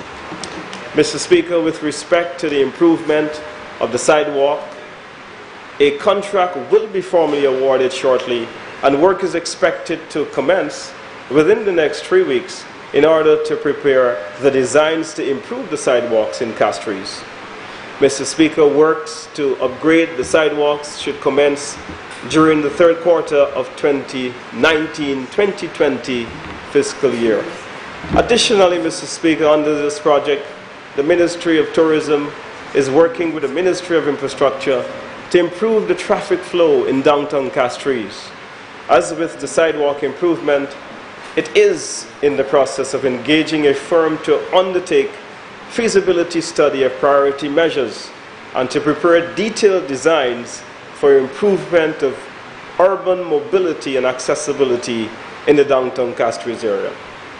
Mr. Speaker, as we seek to develop our tourism product, this activity will commence during this fiscal year to involve several subcomponents, including A, reconstruction of the Jeremy and John Compton Highway, B, organization of the pedestrian and taxi movements at La Place Carénage, and C, Mr. Speaker, the development of a traffic circulation plan. Mr. Speaker, during the year 2019-2020 fiscal year, the Tourism Competitive Project will begin to provide grants to facilitate improvement of the shopfront appearance of 60 qualifying local businesses, Mr. Speaker, that operate within a defined area within the Castries business district, Mr. Speaker. So you see, Mr. Speaker, clearly a focus on a lot of small businesses and bringing about opportunity to the small businesses of our country so that we can have a higher economic penetration of tourism. Further, Mr. Speaker, the Minister of Tourism, acting on the advice of the Castries Constituency Council, is working with the Ministry of Agriculture, working with the architecture section of the Department of Physical Planning to finalize designs for the construction of 2 information kiosks. Mr. Speaker, the vacant green space at the bridge near the fisheries complex is one such location, and Constitution Park is another area designated for such upgrading. Mr. Speaker, the Ministry of Tourism is also in discussions with the National Integrated Planning and Program Unit of the Department of Finance to support the transformational projects identified as quick wins as part of the Castries 2030 visioning process. In this regard, Mr. Speaker, some activities identified include the development of heritage trails in the city, improved wayfinding, particularly signage, Mr. Speaker, exploration of street art murals and the development of a boardwalk along the Castries waterfront, and the insertion of more greenery to create cooling effects to enhance the comfort of walking through the city. All of these, Mr. Speaker, all these interventions will provide revenue opportunities for locally owned small and medium-sized businesses to position themselves to provide better quality services to customers, whether they are residents or locals or tourists. Mr. Speaker, much has been said tonight about village tourism. And Mr. Speaker, please allow me a few moments to correct some of the misconceptions which has been raised. Mr. Speaker, while the island holds a reputation as a honeymoon destination with iconic romantic properties, there is a rapidly rising visitor profile. Traveling to the island as singles, couples, or pairs of couples seeking a wider choice beyond the traditional sun, sea, and sand. Mr. Speaker, these visitors are seeking new experiences. They're seeking to connect with culture and heritage and nature and the soul of a destination. Mr. Speaker, we must be prepared, however, to tackle the typical development and evolutionary challenges of tourism, linkages, licensing, quality, standards, branding, marketing, and so forth. Mr. Speaker, the Village Tourism Project is geared towards developing a holistic framework under which village and community tourism can thrive sustainably.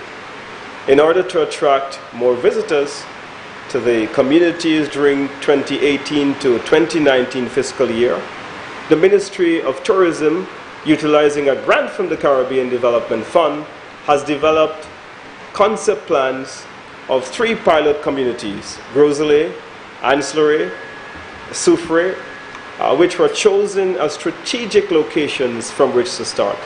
Mr. Speaker, more futuristically, We will also be doing projects in Labrie, in Chazelle, in Dennery, in Meekwood, and other villages, Mr. Speaker. These concept plans focus on interventions on the waterfront of each community by improving their functionality and features through the repair of jetties in some cases, to the construction of unobtrusive yet aesthetically pleasing structures to accommodate the provision of services, including vending and culinary.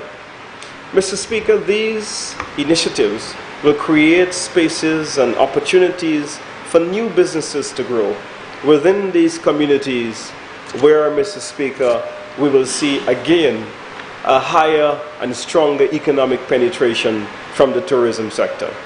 Mr. Speaker, these initiatives will be complemented by a range of incentives for accommodation, for branding, through which packages will be developed with new cultural and heritage stores, and the enhancement of existing community events. Mr. Speaker, during the fiscal year, the Ministry also produced a draft village and community tourism bill, which, when approved by Parliament, will provide for institutional arrangements to allow a new institution that will provide with local government counterparts to facilitate the establishment, enhancement of amenities, facilities, and community services for the proper engagement of villages and communities as tourist destination. Mr. Speaker, in the upcoming fiscal year, the Ministry of Tourism will focus on establishing this institution while simultaneously developing and facilitating proposals to ensure that the required investments are made in the targeted communities.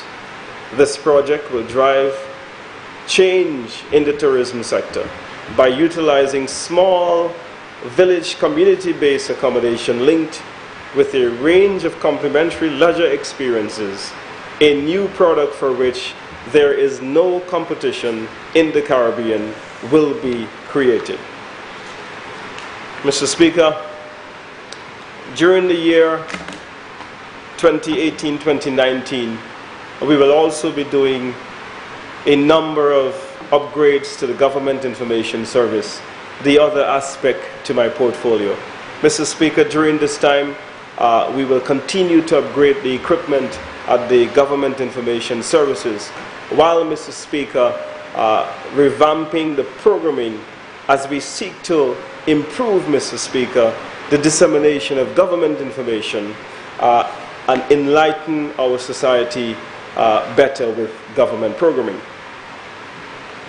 Mr. Speaker, I beg your indulgence as I now turn attention to some developments that are taking place within my constituency, which this appropriation bill has made allocation for. Mr. Speaker, I want to first of all mention the Ancillary Wellness Center, which is scheduled, Mr. Speaker, to be constructed later this year. Mr. Speaker, plans have already been approved by the DCA, and the tendering process is due to commence very soon. Mr. Speaker, when completed, the Enhanced Wellness Center in Ancillary will no doubt improve the health services of the area and provide to residents, Mr. Speaker, a better facility than exists now. It will also restore dental services to the people of Ancillary when it is expected to be completed sometime in 2020. Mr. Speaker, the project is managed by NIPRO, and we continue to work, Mr. Speaker, with various stakeholders in the community to ensure that this project is a success. Mr. Speaker, the Leader of the Opposition in his presentation earlier tonight mentioned that after 3 years that we had only reached a point of consultations and a proposed legislation for village tourism. Mr. Speaker, if you will just allow me an opportunity by the example set in my own constituency to debunk those false political statements made by the leader of the opposition. What we have in fact done, Mr. Speaker, is we're getting ready now in the village of Ancillary to implement the village tourism project. Several meetings were held, Mr. Speaker, in communities, in Soufrière, in Ancillary, and also in Grizzly, Mr. Speaker, as we now approach the implementation phase. And so, Mr. Speaker, well before the legislation is instituted, Mr. Speaker, or the bill is passed in Parliament, Mr. Speaker, we are ensuring that we do the necessary things, working on various communal facilities in various villages. And so, Mr. Speaker, in the village of Ancillary, there is the proposals, Mr. Speaker, drawings are being worked on right now as we speak. Mr. Speaker, renderings are already available to transform the entire waterfront of Ancillary, Mr. Speaker. The fish fry area will be totally rehabilitated. The area from the jetty going to the infant school will be totally rehabilitated, Mr. Speaker, providing for recreational facilities, making Ancillary not just a drive-through, Mr. Speaker, but a destination in its own right when it will begin to offer tourists coming to our shores an improved product, an advanced product, Mr. Speaker, creating opportunities of business, of employment, Mr. Speaker, for the people of the village of Ancillary. Mr. Speaker, as you can see in the renderings provided, it is a total upgrade of the village, where we will be spending a total of $3 million. Mr. Speaker, the area known as the old police station will be repurposed, Mr. Speaker, to help to administer some of the governance of the village tourism project within the Ancillary area. The old community center, Mr. Speaker, will also be repurposed, Mr. Speaker, to provide for waterfront food and beverage facilities within the area, Mr. Speaker. The Ancillary Square, Mr. Speaker, will be totally rehabilitated, and several areas in the village, Mr. Speaker, will be upgraded. Mr. Speaker, drainage improvement works will be done to improve the facade of the Ancillary village. Mr. Speaker, I also would like to make it clear, Mr. Speaker, that there will be improved public bathroom facilities for tourists and residents alike, so that, Mr. Speaker, Ancillary can attain that place as a formidable tourist destination and not merely a drive-through stop for tourists going to Soufrière. So, Mr. Speaker, we're doing our work. We're advancing. Mr. Speaker, the other development I would like to bring about is the roads in Ottawa and Masquerade. Mr. Speaker, after several years of deterioration, they were spending $1 million on the road rehabilitation projects across the country. And now it took the Minister of Infrastructure to bring good insight and vision, Mr. Speaker, to the leadership of the Ministry of Infrastructure. And now, Mr. Speaker, we are spending millions of dollars. You go across St. Lucia and you see the roads are in great shape. And Mr. Speaker, I want to thank the ministry for helping us with the advancement of the road in Masquerade Ridge recently, Mr. Speaker. I want to take this opportunity to thank the residents for their patience, Mr. Speaker, as we were working on the upgrading. The CDP department also made a significant contribution towards the development and upgrading of that road, Mr. Speaker. But, Mr. Speaker, this government is working very hard so that we can reduce the burden on our constituents, Mr. Speaker, to do self-help road projects, taking cement, Mr. Speaker, on a regular basis to block potholes. That's how the leadership of the previous administration has so badly deteriorated our roads. Now, They're going to be fixed. And I am looking forward, Mr. Speaker, to seeing that more improvements take place in the Ottawa area where the residents there need much relief. Mr. Speaker, the rehabilitation of the primary school in Ancillary has been accomplished, the rehabilitation of the infant school, and Mr. Speaker, work has begun on the Anne's Gallet Beach, Mr. Speaker, so that what we will do, Mr. Speaker, is to create a beach facility to help with the overcrowding situation in some of our tourist hubs like Rodney Bay and Soufrière. And so, Mr. Speaker, this is a private investment whereby the Sun Group, which have invested in a hotel here in St. Lucia, is one of the principals, Mr. Speaker, that have invested in the upgrading of the Anne's Gallet Beach to further ensure that there is more tourism opportunities coming to the community of Ancillary. Mr. Speaker, in Millet, the Ministry and Department of Infrastructure has given great assistance, and they have rehabilitated the road from Vanna to Techime, Mr. Speaker. And if I had to quote the people of Millet, they say that the ministry has given them a carpet for them to drive on. And I do concur, because that is a really well-executed project. And Mr. Speaker, I would like to take this opportunity to say to them that the road is going all the way up to Techime, Mr. Speaker, an often forgotten part of St. Lucia. And we are making sure that we bring very solid and very strong road networks to these communities, Mr. Speaker. Mr. Speaker, the Vanno Field has also received upgrade. Mr. Speaker, the multi-purpose court has also received some upgrade, and we will be doing more work, Mr. Speaker, in the coming weeks to improve the situation for the sportsmen and women in Millet. Mr. Speaker, the silting and drainage improvement works to mitigate against flooding will also be done in the same area. Mr. Speaker, in the area of Jackmel and Roseau, the Jackmel playing field is well underway, Mr. Speaker. This used to be a cow pasture. There were holes, it was a swamp. It was terrible, Mr. Speaker. Never mind, you hear the opposition boasting of all of their accomplishment in playing field maintenance. Mr. Speaker, this particular field was neglected for decades, no attention given.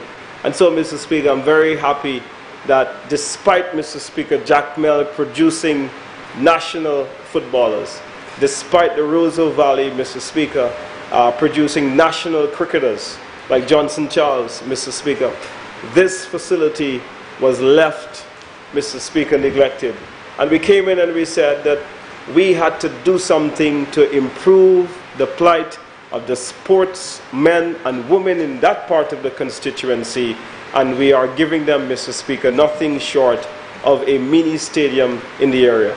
And so, Mr. Speaker, if you turn your attention to the screen, you would see that significant work to upgrade the facility, to improve the drainage, to raise the level of the field, Mr. Speaker, and to ensure that the surface is of an international standard will certainly ensure that the sportsmen and women of Jackmel will have a state-of-the-art facility when this is completed.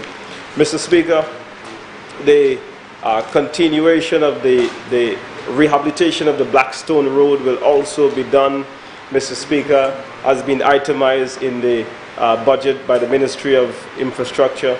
Residents will no longer have to walk, Mr. Speaker, because of bus drivers refusing to go in that area because of the amount of potholes. And so I'm very happy to see that a budgetary allocation have been made for a complete rehabilitation of the Blackstone Road in this year's appropriation estimates. Mr. Speaker, continuation of the road by Mr. Johnson, a concrete road that will be done, Mr. Speaker, to create greater access to that part of the community. Mr. Speaker, improvements will also be done in the Delagore area where there is need of much needed road improvements for the residents there in Delagore, Jackmel.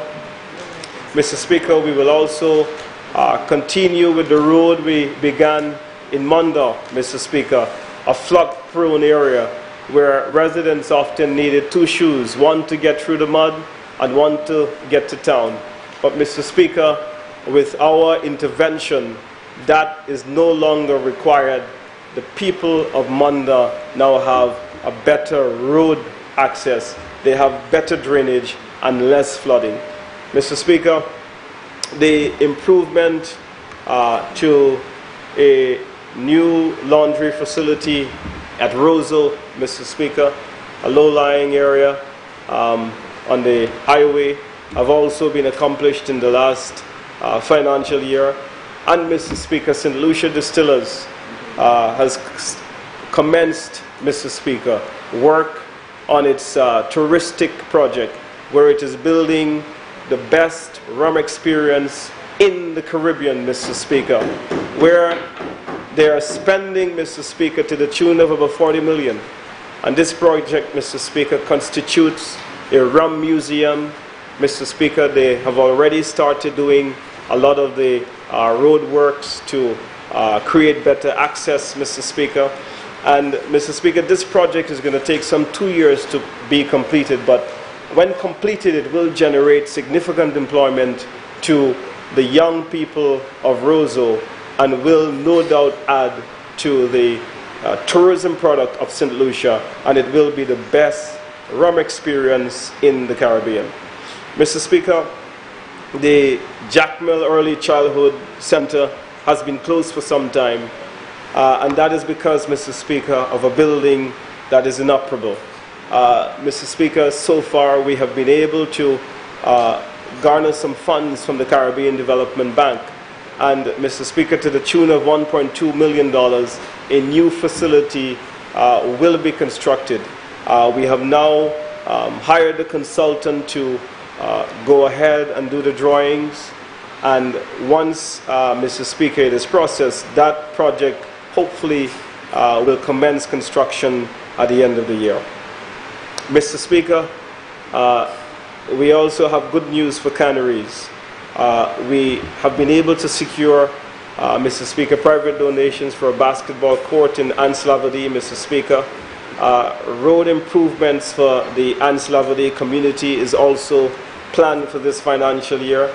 A new housing project is well advanced by the Ministry of Housing, the Department of Housing, for the village of Canneries to improve, Mr. Speaker, the housing situation and no doubt cater to the young people and new families that are looking to improve their lives and own a piece of St. Lucia. Now remember, you have 5 minutes in which to complete your presentation. Thank you, Mr. Speaker.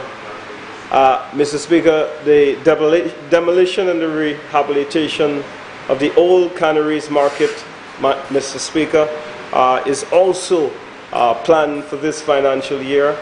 And, Mr. Speaker, fundraising has begun for a new ambulance facility for the people of Canneries.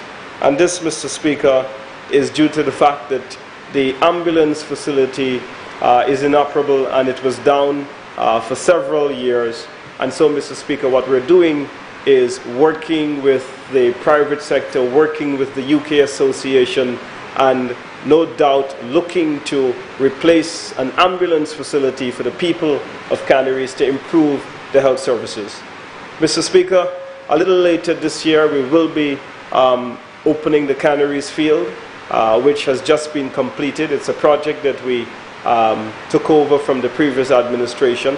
But the project, Mr. Speaker, like most things that they have started, wasn't without fault. The electricals, Mr. Speaker, would not have been approved by the Ministry of Infrastructure. And so what we had to do, Mr. Speaker, was to rewire the whole project. We spent close to $400,000 to do the rewiring, to do the resurfacing, because the wires, Mr. Speaker, are placed on the ground. And so we had to relocate the housing of the electricals, Mr. Speaker, the housing of the poles, Mr. Speaker. It was a project that they rushed for the elections. Just like most things they did in the constituency. I have a lot of those projects. And one of these days, Mr. Speaker, I'll take you on a tour to show you those rush to judgment projects in ancillary canneries. They built a youth center for the kids, and there was no money to finish it. And so, Mr. Speaker, you have to come in and rectify all of these faulty, ill-advised, ill-fated projects. And so now, Mr. Speaker, I'm happy to say that we have been able to now rectify the canneries field, and it is a state-of-the-art facility. The surfacing, Mr. Speaker, is world-class, and it will be one of the best playing fields in St. Lucia when it is completed. Mr. Speaker, the reopening of the canneries waterfall and upgrades to the beach to create a yachting village tourism project for canneries, Mr. Speaker, is also in the pipeline for this financial year. And Mr. Speaker, we look forward to ensuring that this project comes to a reality so that the community of canneries can also claim stake to the important revenues that can be derived from the tourism industry. Mr. Speaker, with these words, I want to thank you for your indulgence. I know it's very, very late. There is so much more that I have to say. But Mr. Speaker, I will leave it for another time. And to say thanks to my constituents for giving me this wonderful privilege to represent them, and to reaffirm my undying commitment to them, and to give them every assurance, Mr. Speaker, that I will fight until the last dog dies. And so, Mr. Speaker, we will passionately, Mr. Speaker, work towards the advancement of this constituency to ensure that we put it on a path of sustainable development, sustainable advancement for their interests and for their children's interests and for their children's children's interests. Mr. Speaker, there's a lot of rescuing work that has to be done. I thank you, Mr. Speaker.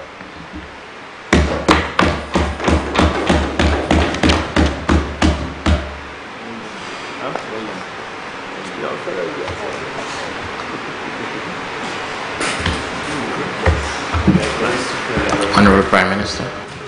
Speaker, I beg that we can suspend the House until 9 o'clock tomorrow morning. Honorable members, the question is that this House stands adjourned until 9 a.m. tomorrow. I now put the question. As many as are of that opinion, say aye. As many as of a contrary opinion, say no. I think the ayes have it. The ayes have it. House is adjourned until tomorrow at 9 a.m. All right.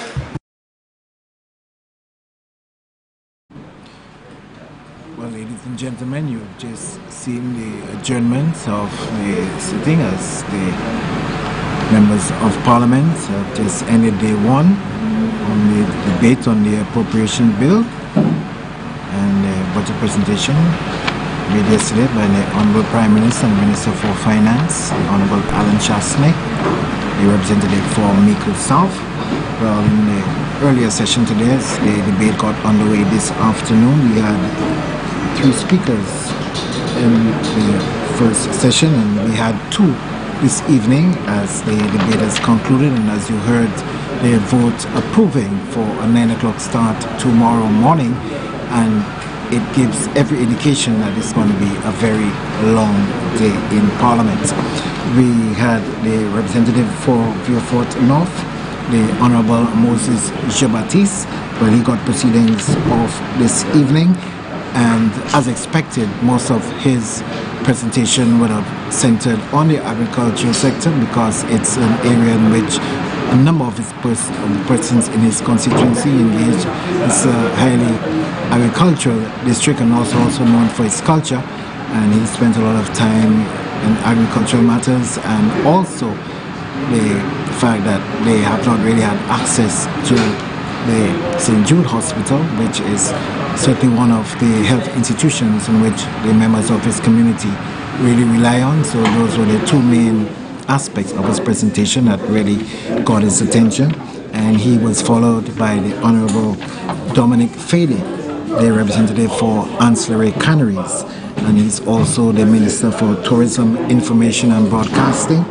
and also with oversight in culture and creative industries, and the latter two portfolios have been in recent times handled by the Senator, the Honorable Fortuna Belrose. So we've had a very interesting day. Just to let you know that the day started, and in terms of the debate, the reply coming from the leader of the opposition, the Honorable Philip J. Pierre, the parliamentary representative for Castries East, and we had following him the representative for Gosele, the Honorable Leonard Mortut, and he was followed by the Honorable Sarah Flood Bobra, the member for Castries Central. So we've come to the end of the day. We're going to wrap up here from Parliament, and we remind you that you can join us tomorrow morning, 9 o'clock, for continuation on debate on the Appropriations Bill. I'm Ryan O'Brien saying good night on behalf of all of us here at Parliament and the National Television Network and the Government Information Service.